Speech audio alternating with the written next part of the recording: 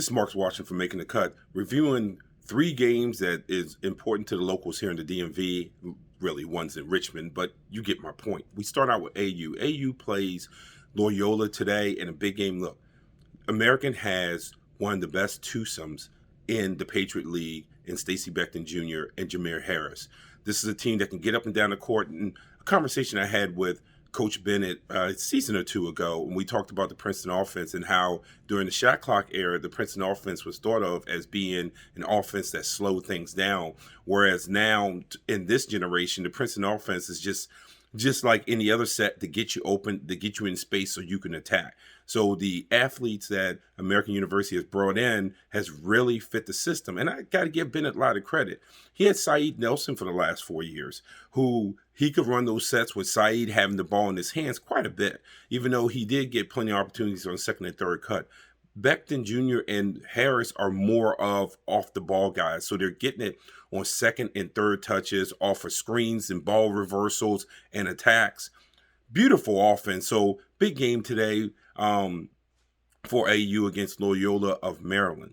Up next, George Mason and St. Joe's. Now, they played earlier in the week in Fairfax, Virginia. George Mason won in double overtime. They can thank A.J. Wilson in part because at the end of the first overtime, it looked like that St. Joe's was going to win on a layup, and A.J. just made this beautiful block. But this signals that George Mason needs to up their game today.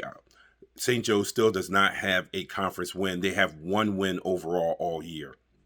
This could be a game for George Mason where you can see multiple guys get off offensively.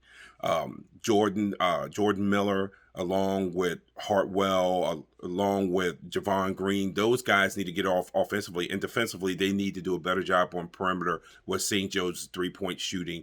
Make those contests, make them put the ball on the floor, and then make them rotate. George Mason should show up in Philly today that they can play dynamic offense, but also can play solid defense. Last but not least, VCU. VCU is coming off the loss of St. Bonaventure, left a bitter taste in their mouth. Great first 20 minutes, terrible last 20 minutes.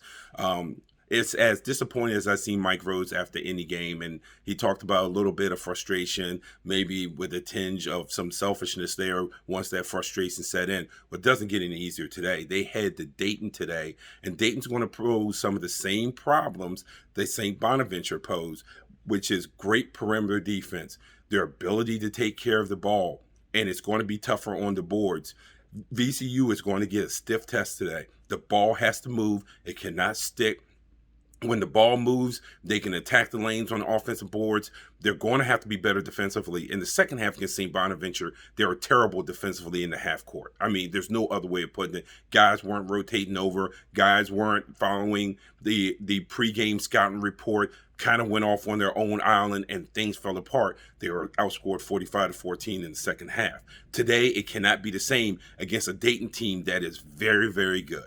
So VCU, we're going to see they're in a bounce back situation against a quality team on the road, at home. We'll see how they bounce back and see if they can get back on the winning trail. So like I said, here in the DMV and Richmond, we have AU at Loyola.